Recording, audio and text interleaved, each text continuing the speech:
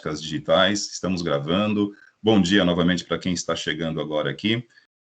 Estava aqui conversando com o Thales ainda há pouco sobre o encerramento do nosso calendário, né? Não estamos praticamente na última aula, não é isso, mas caminhamos para um desfecho final.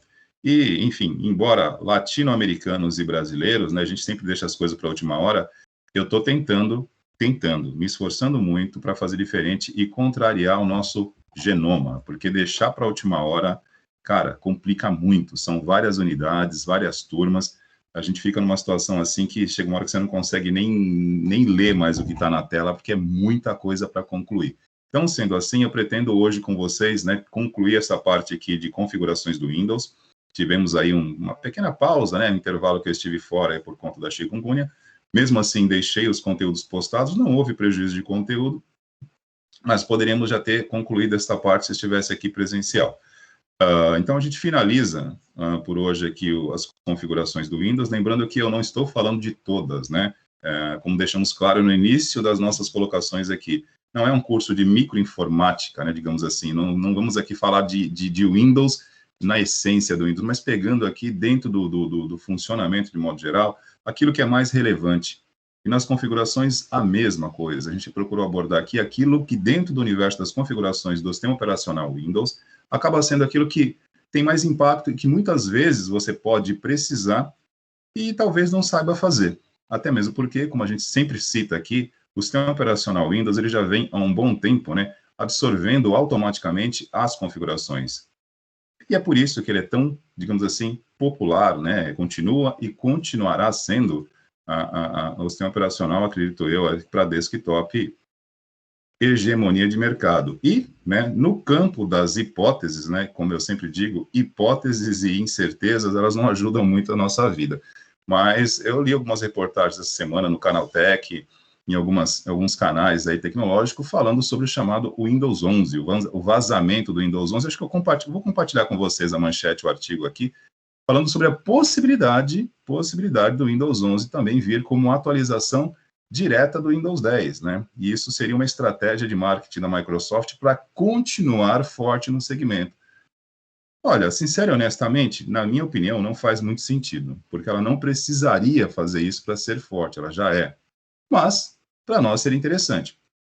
Eu vou compartilhar depois o link com vocês aqui desse artigo, acho que estava no canal Tech, sobre o vazamento do Windows 11, né, e com essa possibilidade dele vir como uma atualização direta do 10 e do 8.1, sem custo adicional, numa estratégia de manutenção de mercado, porque não é ganhar mercado, ele já é, há muitos anos, né, mais de uma década, né, digamos assim, há mais de 2 décadas, sistema operacional mais difundido em microcomputadores. Então, não sei se faria muito sentido essa questão. Para nós seria interessante, né? Então, vamos finalizando hoje a parte aqui de configurações do Windows. E, na sequência, disponibilizo para vocês um formulário avaliativo aqui, comentando algumas das questões que nós trouxemos aqui ao longo dessas semanas, que nós acabamos aqui rotulando como a série configurações. E aí, ao longo da nossa série, foram vários episódios, né? E hoje vamos para o último episódio da série, tudo bem? Vamos lá, vou compartilhar minha tela com vocês aqui. Qualquer coisa, perguntem no chat ou abram o áudio aqui e perguntem, né, para que a gente possa acompanhar vocês aqui. Compartilhando.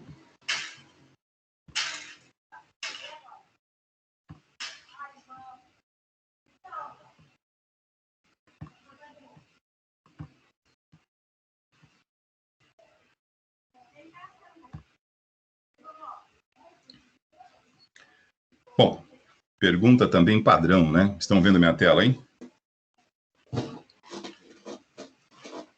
Sim ou não? Só para eu poder saber aqui. Já chegou para vocês? Dá para ver, professor. Ok, obrigado. Bom, esta parte aqui de redes já abordamos, né? A parte de configurações de redes. Só relembrando o que é mais importante aqui para vocês. Primeiro, como já enfatizamos, configurações de redes é automático, como todas as demais, né? À medida que você instala o sistema operacional, ele já detecta a presença de uma rede, estando conectado à internet, ele faz todo esse processo de reconhecimento da tua rede, né, definir as propriedades de rede, Comentamos aqui nas aulas anteriores que para você poder acessar hoje uma rede, né, toda a rede de dados é uma rede onde você envia e recebe dados, você troca informações. Toda a rede de dados, você precisa cumprir um protocolo, né, o protocolo de redes, onde existem vários protocolos de redes dentro de uma rede, né, e a internet sendo, né, também uma rede, para que você faça parte da internet, você também precisa, né, estar num protocolo, acessar um protocolo. E o protocolo estabelece regras de como isso funciona. Dentro da essência da rede aqui, protocolo de IP, que é o protocolo de internet, que é um númerozinho que identifica, quer dizer, aliás, o protocolo não é um número, né? O IP é um número.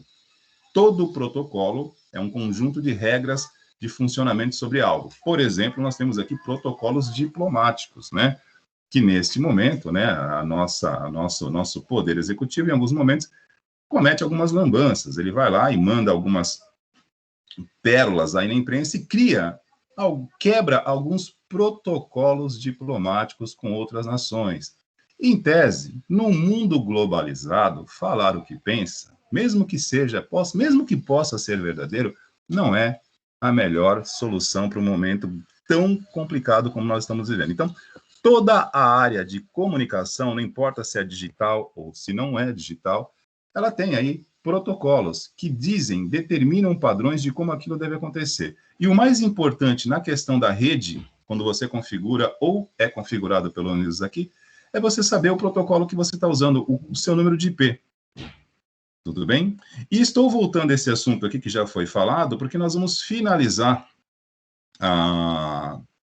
as nossas falas aqui hoje, retomando um assunto que precisava primeiramente falar da rede, que eu já falei, que foi a parte de segurança, mas eu não falei aqui do hotspot móvel, né? Nós falamos semana passada de VPN, que são as redes virtuais privadas, né? Virtual Private Network, que permite que você crie, né?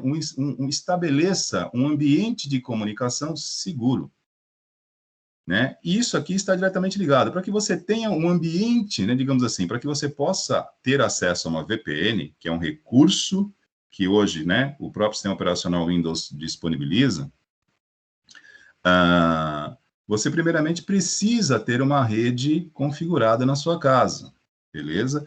No meu caso aqui, como já disse também na aula anterior, eu estou usando uma rede Wi-Fi sem fio, pela comodidade do ir e vir e não estar preso a um cabo. Lembrei também que nós temos hoje algumas alternativas de tecnologia para a rede sem fio, que tornam esse ambiente ainda mais favorável, né? No passado, nós tínhamos algumas limitações da rede sem fio em termos de estabilidade e qualidade, que nos faziam optar pela rede cabeada, pela estabilidade. Acabava sendo melhor, né? A rede sem fio hoje, ela conta com algumas tecnologias mais recentes, né? Como nós comentamos aqui, os 5 GHz, que lhe permite ter os dispositivos, né, com 5 GHz, uma taxa de transferência mais eficiente.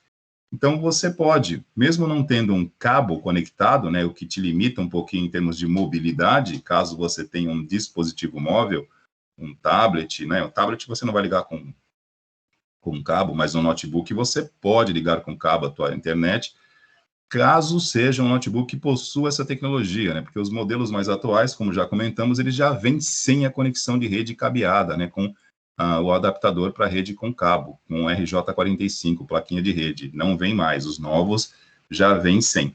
E aí você tem a opção de usar a rede sem fio 2.4 GHz, que é a tecnologia convencional, e a atual, 5 GHz, que, como disse também, não tem nada a ver com a quinta geração da telefonia celular. O 5 GHz se refere à frequência na qual a tua rede vai operar. Frequência, né? Intervalo de frequência. Isso tem a ver com velocidade. Quanto maior a frequência, melhor o desempenho da tua rede. Quanto maior a frequência de execução do teu processador, mais rápido ele é na execução de tarefas. Então, hoje, a frequência de 5 GHz dos dispositivos permite uma experiência de uso no sem-fio melhor. Porém, nós temos, né, a partir do momento que você passa sem fio ter aí algumas melhorias, né, em algumas questões surgem alguns assuntos aqui que são interessantes. Vamos lá. Vou pegar aqui ó, o hotspot móvel, que aí já é assunto de hoje. Eu só dei essa relembrada sobre rede sem fio. Falei aqui sobre o porquê do sem fio a semana passada e o porquê da cabeada. VPN, falamos semana passada, né? São redes virtuais privadas. Só tomem cuidado com VPNs, gente, sempre. As VPNs gratuitas, tá? Esqueçam, VPN gratuita é melhor não ter.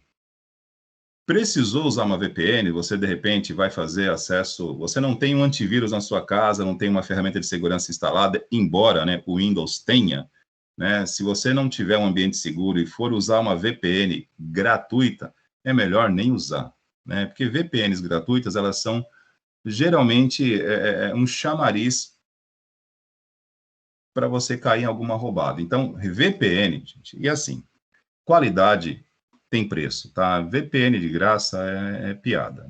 Desconfie. Né? Quando a esmola demais, o santo desconfie. 100% de graça não vai ser. Geralmente, se for de graça mesmo, né? Alguma propagandazinha vai entrar, essa propaganda vai instalar algum spam na tua máquina, mesmo que não pegue nada do teu computador, vai deixar alguma coisinha instalada ali, com algum scriptzinho rodando, se aproveitando da tua máquina para fazer propaganda em outros sites, enfim, VPN gratuita, primeiro que não é 100% confiável, e segundo que vai te encher de propaganda, não é legal. E pode também te gerar vulnerabilidades. E o assunto de hoje aqui, ó, vamos lá.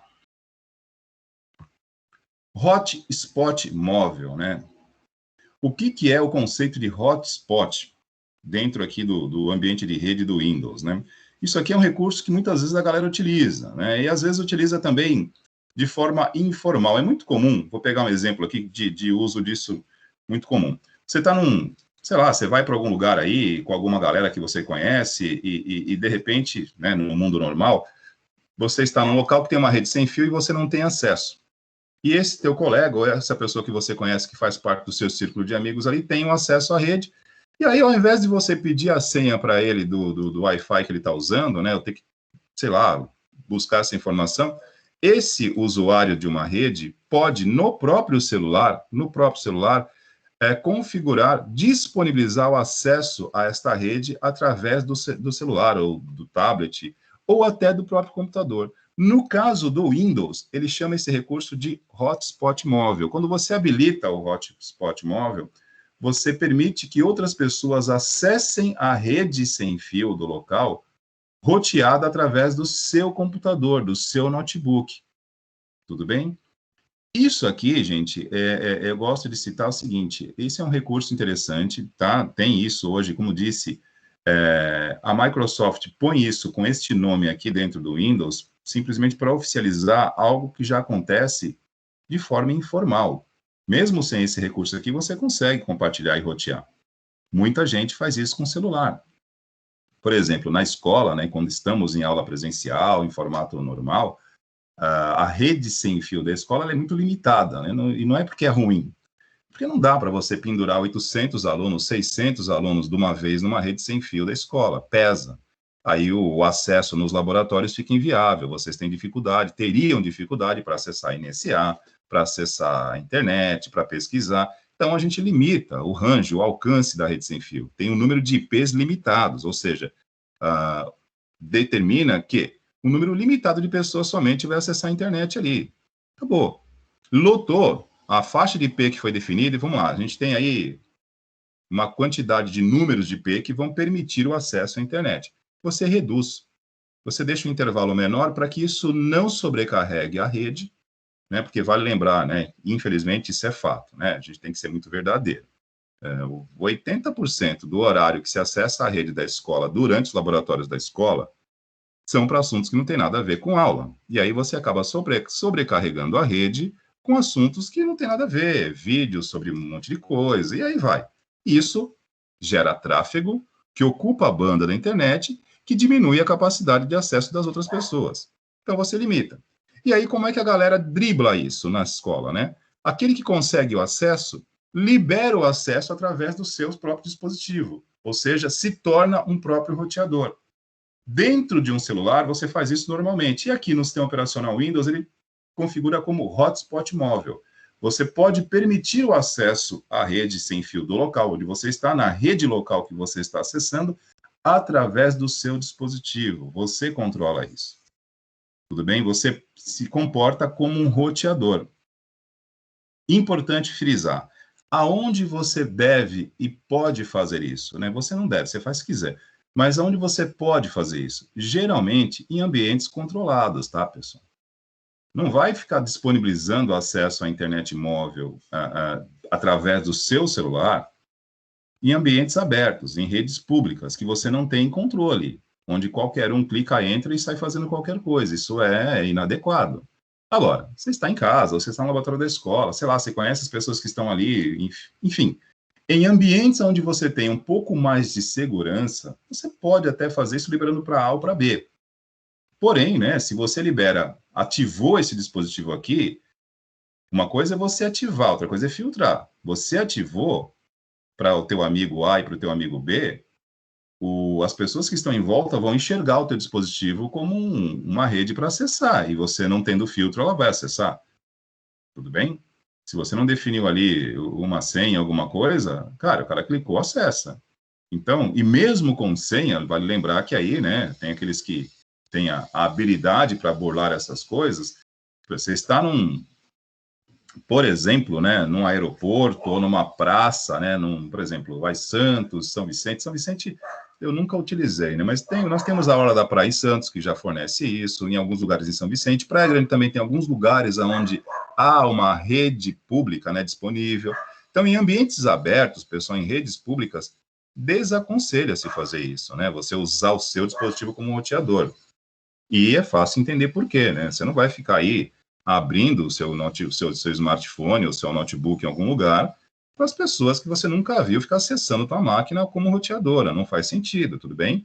Então, guardem isso, né? O hotspot móvel, ele é, digamos assim, um recurso, mas você tem que tomar cuidado, né? Se você está no local mais sob controle, que você sabe ali, tem mais ou menos uma ideia do local e quem acessa, você até pode usar isso. Agora, repito, em redes públicas abertas, onde você tem todo tipo de acesso desconhecido, não convém deixar isso habilitado, tá?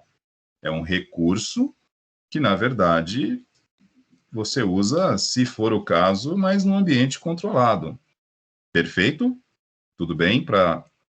Não é porque está aqui e há a possibilidade de usar que você libera e, né, a sua máquina vira a BR-116, uma estrada para onde todo mundo passa. Não é assim, né? Hoje em dia isso não cabe. Bom, e falando disso aqui, né, já que estamos falando de hotspot móvel, eu sou obrigado a dar um pulinho para a gente fechar esse assunto aqui. Há um item que nós já falamos, que é a parte de segurança, mas que eu deixei em aberto alguns pontos ali, porque precisava falar com vocês primeiramente de redes, para que vocês tivessem pelo menos uma noção, né, dessa questão da rede, porque noção de rede todo mundo tem, né? Estamos usando a internet. Então, sabemos que uma rede permite isso, mas falamos um pouquinho mais de detalhes, né? Número de IP, protocolo, o IP4, IP6, comentamos isso aqui, está gravado, né? Depois vocês, quem quiser saber, enfim, consultar, volte lá. E lembrando que no segundo módulo, vocês terão um componente só para falar de redes, tudo bem? E aí vocês vão ter a possibilidade de estudar de forma mais aprofundada toda a parte de configuração física e a parte de configuração lógica, né? Os equipamentos que montam uma rede e como fazer isso funcionar internamente, se comunicarem, beleza? Então, eu vou dar uma volta rapidinho aqui na parte de segurança para a gente encerrar esse assunto. Atualização e segurança. Em tópicos que primeiramente precisava de um embasamento de redes. Por isso que quando nós começamos a falar de segurança no início das nossas falas, eu não abordei, que é isso aqui, ó. Aqui em segurança do Windows, eu tenho um tópico aqui que é importante, é o firewall, pessoal. Firewall e proteção de rede, né? O firewall, ele está aqui no item, né, no conjunto que se refere à segurança do sistema. Tudo bem? Mas ele poderia também estar diretamente na parte de configurações de redes. Bom, como vivemos a chamada era da convergência, o que é a era da convergência tecnológica? Significa que as tecnologias convergem em algum ponto. E qual é o ponto que a tecnologia está convergindo hoje? Telecomunicações. Então, estar hoje com um dispositivo computacional e não estar conectado é não ser. Vou repetir a frase com tempos e verbos diferentes. Estar com um dispositivo computacional hoje, ter um dispositivo computacional e não estar em uma rede é não ser. É não ser útil, é não ser eficiente, é não ser eficaz. Do que adianta hoje estarmos usando um smartphone sem uma conexão de internet? O que adianta você ter um computador na sua casa sem uma conexão com a internet? O que seria, né, das nossas Smart TVs, que já está se tornando algo comum, sem a conexão? Passamos a depender em termos de funcionalidade, tá, gente? Não é uma questão vital. Todo mundo aqui vive sem internet. Mas eu digo em termos de funcionalidade no teu trabalho, para os seus estudos, para os seus afazeres diários, como nós viveríamos hoje sem conexão? Então, aí quando eu falo do ser, estar e ser, eu faço uma conexão lá atrás com Hamlet, né? Ser ou não ser, eis a questão. A questão é na questão do poder fazer, né? O ser ali não é existencial, é funcional, cara. É o nosso caso aqui. Estar ou não estar em rede, estar ou não estar conectado, não é o ponto. Não é isso que Hamlet estava querendo indagar ali, o ser ou não ser. Mas em relação à sua funcionalidade. O que você vai fazer, cara? Você quer ser o quê? Mas você vai fazer o quê? Se eu estou conectado, se eu tenho um dispositivo computacional hoje que não está conectado, ele não serve para nada. Desculpa, sendo bem direto. Não serve. Hoje não serve, porque tudo converge para uma conexão. E se converge para a conexão, duas coisas são importantíssimas. Por isso que foram os pontos que eu abordei com um pouquinho mais de ênfase nesses vários capítulos da série Configurações. A parte de rede e a parte de segurança. E as duas estão juntas. O firewall é um recurso de uma rede, não do Windows, tá ok? É um recurso de configuração de redes, que aqui no Windows está dentro dessa seção, que ele pode ser, preste atenção, firewall é um termo, uma expressão, tá? Que se você for traduzir aí de forma literal, né, que nós temos um representante do idioma aí na sala, e dentro da nossa área técnica, a tradução literal não é a mais interessante, e sim a tradução funcional. Para que isso serve? Firewall aqui eu poderia traduzir como, vamos lá, me ajuda aí, Thales, parede de fogo, muro de fogo, e aí a gente faz uma tradução funcional. É uma barreira, gente. É uma barreira para proteger o seu ambiente de rede. Esta barreira pode ser virtual ou ela pode ser física. Eu posso ter, por exemplo, um computador ou vários computadores para compor o firewall para proteger a minha rede. Ou para proteger o meu servidor, porque dentro da rede não é a rede de fato que é o importante, né? O importante é proteger o acesso à rede. Eu não preciso proteger todos, mas o acesso. Então, o firewall ele é uma barreira, uma proteção que pode ser física, como disse, eu posso ter equipamentos, né? Um ou vários computadores fazendo esse serviço de barreira de proteção. O firewall pode ser lógico, pode ser um programa fazendo isso, ou um conjunto de programas, né? Que hoje o que nós temos são as chamadas soluções híbridas, né? Onde você tem a proteção física, o equipamento fazendo essa proteção, com ali, e dentro desse equipamento uma série de códigos, né, de programas que virtualizam também, né, emulando outros programas, né, e outros sistemas, porque um dos assuntos que a gente também precisava abordar para ter um pouquinho mais de nitidez isso aqui, é a parte de virtualização. Virtualizar é quando você cria dentro do ambiente digital, né, através de programas que simulam o funcionamento de algo que de fato não existe, mas você cria aquilo virtualmente. Isso, para a esfera da proteção, é muito importante hoje, e infelizmente, né, gente, toda moeda tem dois lados, né? É o yin e o yang, a luz e a treva. O ambiente de virtualização, ele serve para proteção, mas ele também serve para ataque.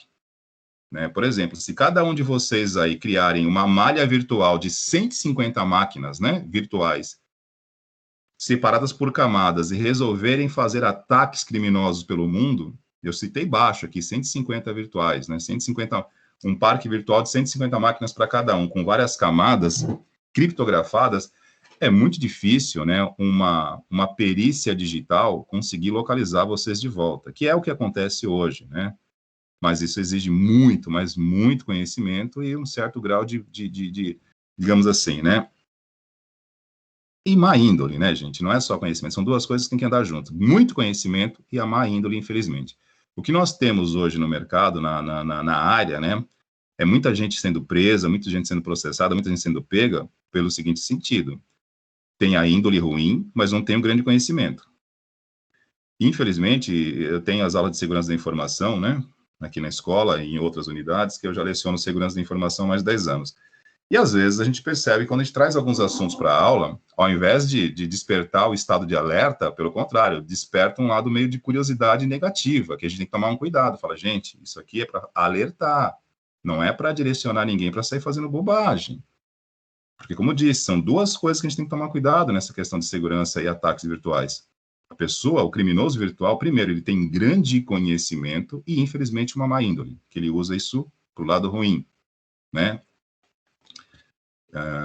Fazendo uma analogia aqui ao filme, né, ao livro, né, de Saramago, né, o ensaio sobre a cegueira. Olha, se aquele que enxerga, né, ao invés de ajudar o cego, passar a tirar proveito dele, vamos rever e vamos reavaliar para perceber quem realmente está cego, né, gente? Então, quando você tem conhecimento, e infelizmente esse conhecimento vem com a má índole, ao invés de você usar isso para, digamos assim, promover, para enaltecer, você vai tirar vantagem, né? Vai tirar proveito de quem não tem.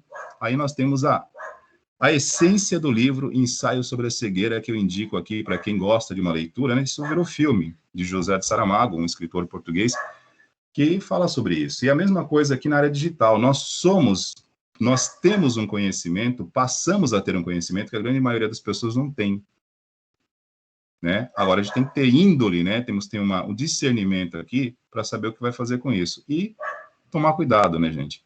Não é ouvir falar ou ler a respeito de algo que lhe dá, que lhe habilita a ser bem-sucedido. Os caras que caem hoje, caem por isso, né? Passam a saber um pouquinho mais, acham que sabe muito, vai preso.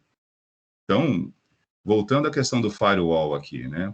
O firewall, ele é um dispositivo de segurança numa rede, que pode ser físico, ou pode ser virtual, ou pode ser das duas maneiras. Você pode ter uma camada de firewall, né? Um firewall formado por várias camadas físicas e várias camadas virtuais. Então, quando um atacante, né, digamos assim, um criminoso virtual, algum invasor tenta acessar a tua rede, ele vai encontrar várias paredes de proteção com várias camadas virtuais e físicas, né? Programas, equipamentos físicos e virtuais, aonde ele se perde. Qual desses é o real dispositivo que eu tenho que acessar? E isso numa rede doméstica é possível ser feito, e o próprio sistema operacional Windows, ele disponibiliza um firewall que já vem automático. Ele detectou a tua rede, ele já coloca aqui, ó, ele já define para você um firewall. Isso é automático do Windows, tudo bem? No meu caso aqui, ó, o meu firewall está desativado, tudo bem, gente? Está desativado não é porque eu não uso ele, não é porque simplesmente eu tenho uma ferramenta de segurança paga, eu tenho o Norton Security Ultra. E aí, para que não haja conflito, né, ao instalar uma ferramenta externa, ela desabilita a do Windows. Pode deixar as duas ligadas? Você até pode, mas não convém, porque às vezes uma pode interferir no funcionamento da outra, achando que é uma ameaça que está tentando simular o ambiente de proteção. Então, convém deixar uma só. Importante citar aqui do firewall, pessoal. Essas ferramentas, o firewall e o Windows Defender, ele faz parte desse pacote de segurança do Windows. Que eu não comentei isso quando nós falamos de segurança, deixei para agora, porque para falar de firewall, primeiramente tem que falar de redes. Né? Porque o firewall protege a rede, protege os seus dispositivos na rede. Que são dispositivos, né? Se você tiver um roteador, um switch, e se estiver configurado, o firewall tende a proteger isso também.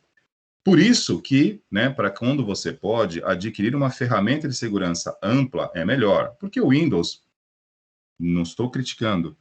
Ele oferece uma ferramenta essencial. O firewall do Windows e o Windows Defender, que é o conjunto, são bons. São bons.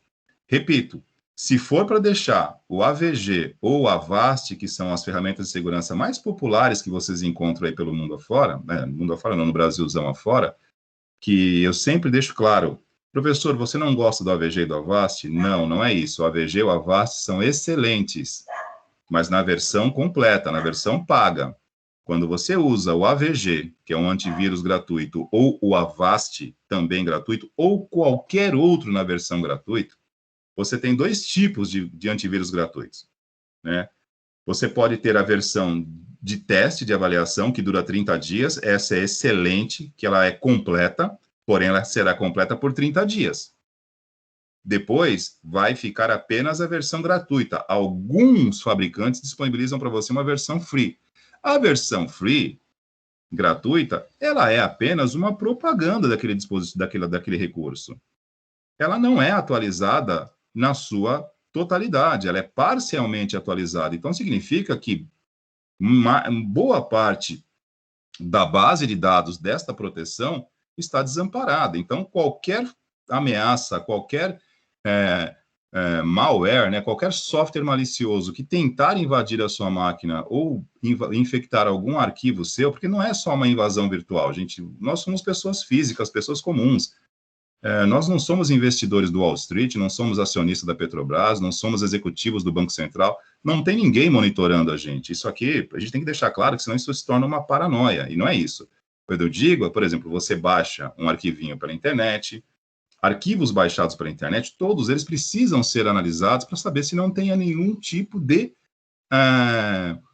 digamos assim, nenhum anexo que possa ser instalado no teu computador e fazer o teu computador um trampolim para outros tipos de ataques. Porque, na grande verdade, hoje, o grande problema está nisso, é usar o teu computador como meio, como rota de ataque para outros. Então, é por isso que você precisa ter uma proteção efetiva aos dados do seu computador, que é importante, e ao seu ambiente de rede, são duas coisas diferentes. Proteção a dados está até diretamente ligada hoje, né, com a privacidade e a chamada LGPD. Privacidade de dados seus, você toma conta. LGPD é uma lei que determina hoje que qualquer órgão, privado ou público, que contenha dados de terceiros, precisa se garantir sobre isso, porque qualquer invasão, qualquer vazamento, você responde judicialmente por isso. Isso é a Lei Geral de Proteção de Dados. A sua privacidade você cuida no teu notebook, no teu computador, no teu smartphone. Tudo bem? E aí você tem a proteção aos dados e proteção aos dispositivos. O firewall, ele vai proteger a sua rede, para evitar que alguma eminência, alguma, digamos assim, alguma tentativa fraude a tua rede. Beleza? Isso é um recurso automático do Windows, já vem, juntamente com o Windows Defender. E aí, fechando o raciocínio, se for para usar uma ferramenta gratuita como o AVG ou a Avast, que simplesmente é uma propaganda, a versão gratuita não atualiza completa, então deixa o padrão do Windows, que é o firewall ativo, e o Windows Defender. Eles são muito mais eficientes do que o AVG, ou do que o Avast, ou qualquer outra ferramenta gratuita. Porque se vocês lerem, né, aquelas ferramentas gratuitas, elas deixam muito claro que elas não são atualizadas por completo e que aquilo está ali provisoriamente para que você adquira a versão paga. Compre a versão paga e instale. Aí sim, tanto a VG quanto a Avast fazem o dever de casa com maestria. Tudo bem? Então, aqui, ó. No meu caso, eu estou usando o Norton, que é uma ferramenta paga. Por isso que está desativado o meu Windows Defender, ele está aqui, configurado, tudo direitinho, não preciso entrar nesse detalhe aqui com vocês. Tudo bem? Não estou fazendo propaganda do Norton, tá? Enfim, como é que eu posso dizer? Eu tenho algumas predileções, né? Eu gosto do Norton, gosto do Kaspersky, que é uma ferramenta russa, né? Que é muito boa. Vale lembrar que a Rússia, juntamente com Israel, são respeitadíssimas dentro desse quesito, né? Respeitadas em seguinte sentido, né, gente? Dos dois lados, tá? A segurança digital russa e a israelense, elas são especialistas em criar segurança e destruir segurança, né? Algumas das maiores ameaças virtuais que a gente conhece hoje advêm desses territórios, né? Rússia e Israel. E fica aqui também um adendo para a Índia, né? A Índia também tem desenvolvedores assim muito, mas muito fortes, né? Aqui a Índia não investe muito em marketing, né? Mas os indianos têm um conhecimento grande, os russos também, e os russos, você bem, assim, tomar muito cuidado com a colocação aqui para não ser taxativo. A Rússia, ela também não faz marketing, né? Então você tem os desenvolvedores, não apenas de segurança, mas os que atuam, né, no lado obscuro da força. A Rússia tem uma força muito grande. Israel, no que se refere a itens governamentais, né, inclusive em título de informação, né, recentemente saiu para a mídia aí, né, nas contas públicas do Brasil, aí no portal da Transparência, né, uma aquisição, né, uma concorrência para adquirir, né, um software israelense de espionagem chamado Pegasus, né, isso vazou aí no portal da Transparência. Na verdade, não é que vazou do portal da Transparência, né, vazou acho que numa conversa em um dos filhos do Bolsonaro, acho que foi o Carlos Bolsonaro, deixou vazar. Ele estava diretamente negociando a aquisição do Pegasus, né, juntamente com, digamos assim, não posso chamar de inteligência israelense, porque foge um pouco da questão de inteligência, né? O Pegasus, para quem não sabe, é um software de espionagem, né? Ele foi desenvolvido por Israel ali entre 2007 e 2008. Ele é antigo. Ele teve o apogeu entre 2013 e 2014. Mas por quê? Porque simplesmente vazou para a mídia. Então, o que eu quero dizer para vocês é o seguinte: não há nada de inteligente, e aí, né, fica a reflexão. Primeiramente, se você está tratando de assuntos estratégicos, você não pode ir para a mídia, porque é estratégico. Não é para ir, não tem como ir para a mídia. Algo desse tipo não tem que estar no portal de transparência, porque é algo de ultrassegurança.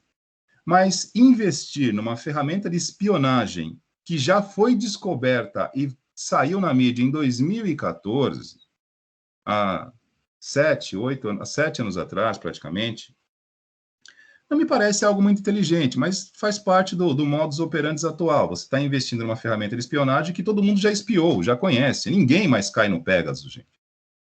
Mas o Pegasus foi uma grande ameaça aí nos anos 2000, entre 2014 ele saiu para a mídia pelo seguinte, né? Porque simplesmente alguns jornalistas, né, que viviam perseguindo o governo norte-americano, estavam sendo monitorados já há meses pelo Pegasus, né? Então, pelo amor de Deus, eu não estou fazendo política aqui, mas o que será que o seu Carlos Bolsonaro queria ou quer com o Pegasus?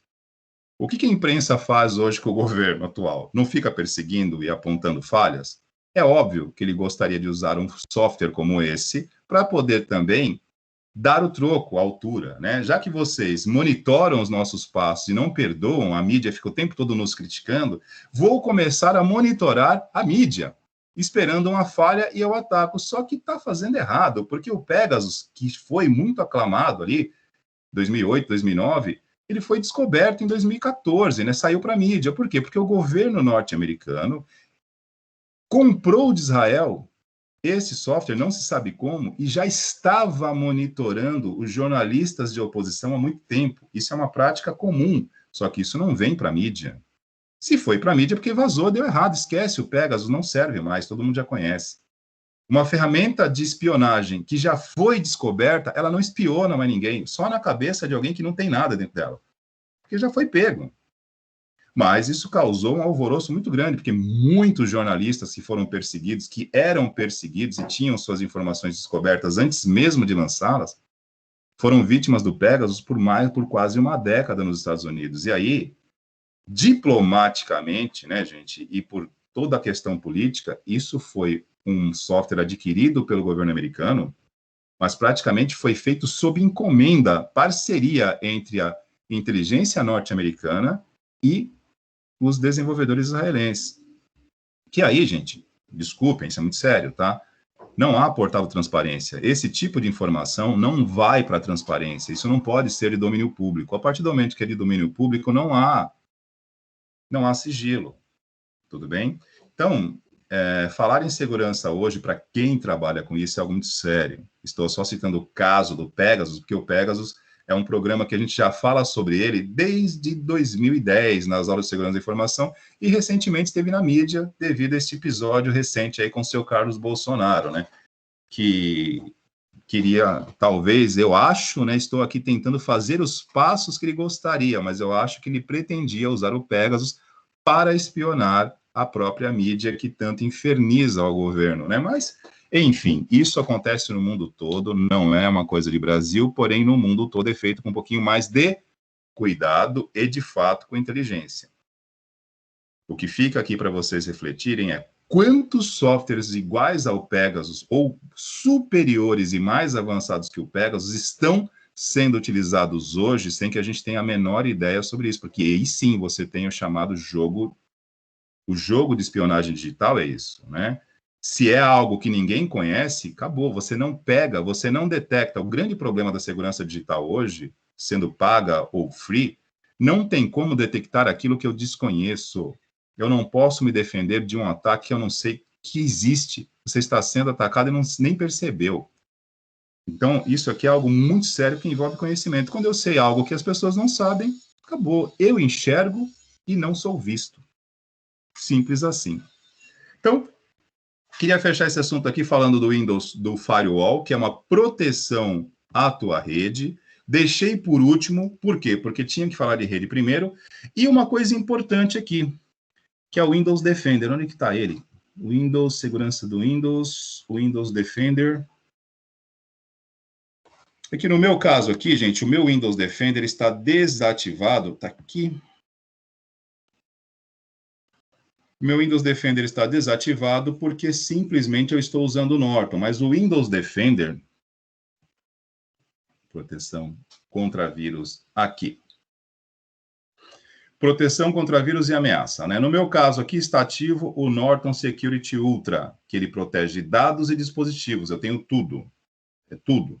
E ainda posso pegar mais até 4 dispositivos móveis, celulares, tablets, Smart TV, eu posso colocar o que quiser. Vai lembrar que Smart TV também é o cão, viu, gente?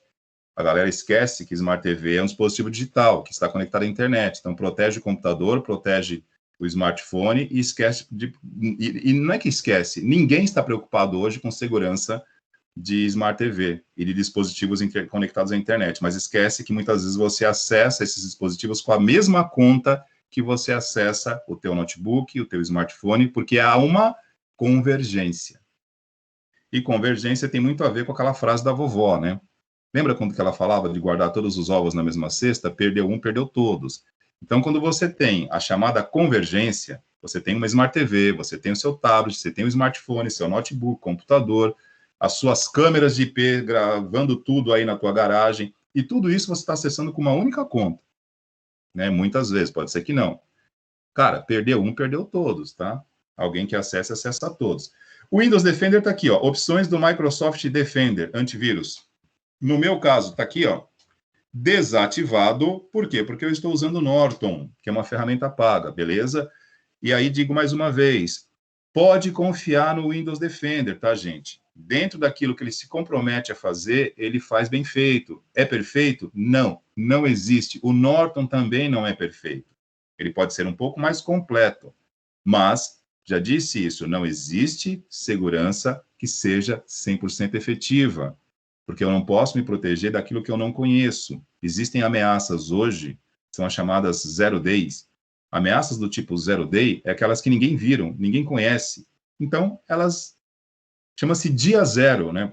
É o nome que os gringos dão. Chama-se day zero porque simplesmente ninguém conhece, nunca viu. O dia que ela passa, que ela é detectada, ela sai do estado zero e entra no estado 1. Descobrimos que ela existe. Mas enquanto não sabíamos que ela existia, barbarizou, fez a festa. E este é o universo que nós estamos vivendo hoje, né?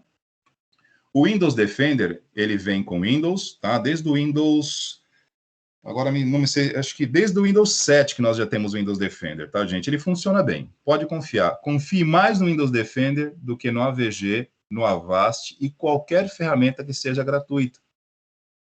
E as ferramentas gratuitas não são ruins, elas simplesmente são propagandas para que você compre a versão paga. Então, ela não é atualizada direito. Então, simplesmente não tem atualização. Você está ali com ela rodando na tua máquina, usando memória, simplesmente enchendo o saco, cara. Ela não faz nada. Nada, nada. Ela vai pegar aquilo que qualquer coisa pegaria. Então, se for para deixar o gratuito, põe o Defender, ativa ele aqui. Não vou ativar o meu, porque eu estou com o Norton, vai conflitar, então, perfeito? Então, a ferramenta de segurança que o Windows possui, que ele disponibiliza, não estou fazendo marketing, isso é fato, ele já vem justamente para esse propósito, garantir o mínimo de segurança para você. E é um pacote, é o Windows Defender, juntamente com o seu firewall, que protege a tua rede, enquanto o Windows Defender protege os seus dados, as informações que você armazena no seu computador. Uma outra informação que aparece nas entrelinhas, tá, pessoal? Você só acha isso pesquisando bastante ou caçando aqui, ó, nos arquivos da Microsoft. O Windows, a Microsoft criou uma versão do Windows 10. Na verdade, não é uma versão, é um modo de utilização, corrigindo a fala aqui. Por exemplo, eu não tenho o modo de navegação anônima na internet, tanto no Chrome como no Edge, no Firefox. O que é o modo de navegação anônima? O modo de navegação anônima, ela não deixa registro por onde você acessa, ela não marca o teu registro de uso. Então, não coleta informações sobre aquilo que você está acessando. É muito legal você usar o modo anônimo quando você está usando computadores fora da tua residência, ou melhor, usando outros computadores que não seja o seu, desculpe, melhorando a fala, para que você não deixe registrado naquele dispositivo o histórico de uso teu. Então, sempre que vocês estiverem acessando internet, laboratório de escola, equipamento de trabalho, ou em alguns lugares que não sejam o seu computador, optem pela navegação anônima, para não registrar o seu histórico naquele equipamento. Beleza? E, como disse, nós não somos executivos, né, que precisamos guardar segredo de tudo. Mas, se você curte uma privacidade, mantenha o modo anônimo. O Windows tem um modo chamado modo S. Repito, o Windows 10 tem um modo de uso chamado modo S. Não são todas as versões do Windows 10 que possuem o modo S, tá? O que é o modo S? O modo S é um modo de acesso restrito, que algumas edições e versões do Windows permite. Quando você ativa o modo S, ele simplesmente bloqueia qualquer instalação de aplicativo. Então, tem que pensar se vale a pena usar isso. Mas como assim? Para que eu quero um computador que não permite instalação de aplicativo? Boa pergunta. Né? O modo S do Windows 10, que é uma particularidade do Windows 10, ele só permite a instalação de aplicativos que você baixe pela Microsoft Store. Tudo bem? Qualquer aplicativo que você tiver que baixar tem que ser baixado pela Microsoft Store. E aí ele aceita. Não sendo da Microsoft Store, ele não aceita. Outra coisa, o acesso à internet, ele só libera através do navegador da Microsoft, ou seja, o Edge, que nesse momento é o navegador, é o programa de acesso à internet da Microsoft. A última atualização do Windows 10, né? Que, se não me falha a memória, foi a da sexta passada ou da retrasada, não me falha a memória, tá, gente? Ela retirou do Windows 10 o Internet Explorer. Internet Explorer, que era o programinha de navegação, primeiro programa de navegação que a internet criou. Preciso até ver como é que isso aqui vai ficar no computador, tá? Pelo seguinte, algumas instituições, por exemplo, a Caixa Econômica Federal, ela, para você acessar, eu nunca acessei ela pelo Edge, né? Porque eu uso o Chrome, eu gosto do navegador Chrome do Google. Para poder acessar a Caixa Econômica Federal, eu tenho que pegar um plugin, né, digamos assim, do Chrome, que emula o ambiente do Internet Explorer. Porque os instaladores de segurança, né, os dispositivos de segurança da Caixa Econômica Federal, a princípio foram projetados para o Internet Explorer, então ele não funcionava, não permitiu o uso, não permitiu o acesso do Internet Banking da Caixa Econômica Federal pelo Chrome ou pelo Firefox, ou o Firefox eu nunca testei, desculpe, perdão, mas pelo Chrome, tudo bem? E aí, simplesmente tinha que acrescentar uma extensão, né? Não é um plugin, é uma extensão do Internet Explorer para o Google Chrome, para que o navegador, para que os dispositivos de autenticação da Caixa Econômica Federal identificasse, localizasse essas identificações do Internet Explorer dentro do Google Chrome e aí permitisse o seu acesso.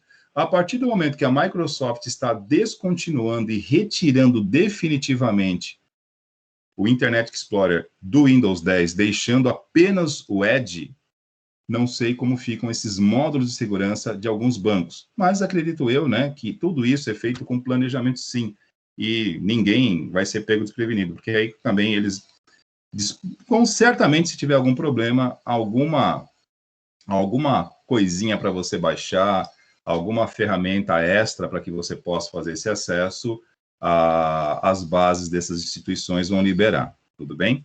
Então, o modo S é um recurso do Windows 10 que aumenta a segurança ao seu dispositivo, também ele deixa você engessadíssimo, né? Eu não instalaria, porque muitos, né, grande parte dos softwares que eu uso aqui não são da Microsoft Store. Então, no meu caso, é um recurso que não me cabe. Então, o modo S, ele só permite a instalação de aplicativos da Microsoft Store e só permite que você acesse a internet pelo navegador Edge, né, que por sinal ele é muito bom, o Edge, tá? Eu acho que rápido, às vezes ele é até mais leve que o Chrome, mas, enfim. Deixa eu ver se esqueci alguma coisa. Eu deixei esses dois pontos aqui, ó, firewall e proteção de redes, que era de segurança, para essa última aula, porque eu tinha que falar de redes. Tudo bem? Para fechar esse assunto aqui e disponibilizar para vocês a tarefa a respeito do tema. Importante, hotspot que nós mostramos aqui em rede. Só usar o hotspot em redes privadas, tá, pessoal? Quando você, em tese, se sentir tem um pouco mais de controle sobre o ambiente. Jamais habilite o hotspot, por exemplo, se você estiver usando o seu notebook dentro de um voo, né? Numa companhia aérea, né? Que você estaria numa ponte aérea daqui para São Paulo, daqui para o Rio de Janeiro. É um voo curto, de no máximo aí 40 minutos, 50 minutos, mas se você não resistiu, vai acessar o seu notebook. A rede, né? Enfim, a rede da companhia aérea, geralmente nas classes econômicas você tem que pagar, né? Somente na classe executiva é que você tem direito ao Wi-Fi total, né? Senão você tem que pagar. E aí é muito comum, né? O espertalhão, se o cara que paga no executivo a versão, o acesso à rede lá, deixar por exemplo, um notebook com hotspot aberto, os plebeus, né? Os proletariados que estão na classe econômica podem acessar a rede pelo computador dele, entendeu? E isso acontece por quê? Porque o recurso está ali, muita gente, por exemplo, você vê ali o recurso do hotspot, não sabe nem para que ele serve, e ativa o hotspot, e aí simplesmente você tem o seu equipamento exposto, cara. E aí todo mundo acessa a rede pelo teu computador, e como a grande maioria das pessoas não tem conhecimento técnico, e como eu digo, né, ninguém que faz isso faz porque quer, né, gente? A gente tem que ter compreensão por quem não sabe, porque nós sabemos. Não é rir de quem não sabe, é procurar dar um auxílio. Só isso. Ó, não ative isso aí, porque senão você está em algum lugar que você não queira, e de repente nem lembra que ativou, as pessoas podem acessar a rede através do teu computador. Então, uma coisa é você estar na tua casa com isso habilitado, onde você deixa, de repente, as pessoas usarem teu computador como roteador, e outra coisa é você fazer isso num aeroporto, num voo, né, e tá cheio de gente que você não conhece, acessando tua máquina, e você lá, todo, né, viajando, né, vendo o clipe no YouTube. Tudo bem? Bom, voltando aqui, pessoas. Em relação aos tópicos de hoje aqui, alguma pergunta? Estão me ouvindo? Estão me acompanhando? Deixaram o celular e foram ver TV? Cadê a galera? Vocês estão aqui? Não me deixem só. Tranquilo. Porque, cara, eu acho que uma das coisas que mais vai ser bacana quando voltar ao modo normal, né? Vai ser poder realmente ver a galera. Porque se tem uma coisa que mata... Eu não tenho nada contra o ensino remoto, eu gostei. Gostei, e pelo menos para nós que somos de tecnologia, eu acho que a telinha compartilhada aqui ela não limita, ela amplifica. A gente consegue trazer muita coisa para cá, para quem tem esse apelo com tecnologia. Agora, para outras áreas, há de tomar um cuidado. Mas uma coisa a gente perde aqui no ensino remoto, isso é claro, é o olhar. É conseguir olhar para vocês e perceber se o que a gente está falando está fazendo sentido, se aquilo que a gente está falando está tendo uma receptividade do outro lado. E quando você está em sala de aula, você sabe se aquilo que você está falando está encontrando sentido para aqueles que estão te ouvindo. E nesse caso aqui, né, o protocolo de IP, o compartilhamento de tela, ele não compartilha a intenção das pessoas. Ele não compartilha o olhar, então fica muito difícil, a gente fica meio que vendido. Então a gente faz essas brincadeiras às vezes. E aí, galera, tem alguma forma de vida online? Tem alguém conosco? Só para ver se o pessoal, só para dar uma pimentada, mas normal, porque a gente sabe que são premissas hoje que a tecnologia, por um lado, favorece, mas por outro, ela tira um pouco dessa percepção. Tudo bem? Bom, não tendo dúvidas, eu vou deixar aqui disponível para vocês um questionário, um formulário que ele tem, veja bem, o formulário do Teams, ele tem a opção de gerar pontos ou não. Sempre que eu crio, eu não desabilito essa questão dos pontos. Então, fique claro, gente, a gente não dá notas de 0 a 10 aqui. É que na hora de criar o formulário, ele acabou ficando habilitado direto, e eu não vou excluir criar outro agora, tá? Então, ele vai estar lá com pontuação, mas nós não trabalhamos com avaliação quantitativa de 0 a 10, não é isso? É MB, BI ou R. Então, ignorem a pontuação, tudo bem? Está com pontuação lá porque foi gerado automático pelo formulário do Teams. E eu não tirei, eu não vou criar outro agora, mas só para frisar, beleza? Bom, vou encerrando aqui a nossa gravação. Na sequência, já disponibilizo aí para vocês o formulário e também o formulário já servirá como, além como a avaliação, também como frequência, tá? Então, não vou gerar o segundo para a frequência de vocês, correto? Perfeito? Então, pessoal, obrigado pela atenção de vocês, tudo bem?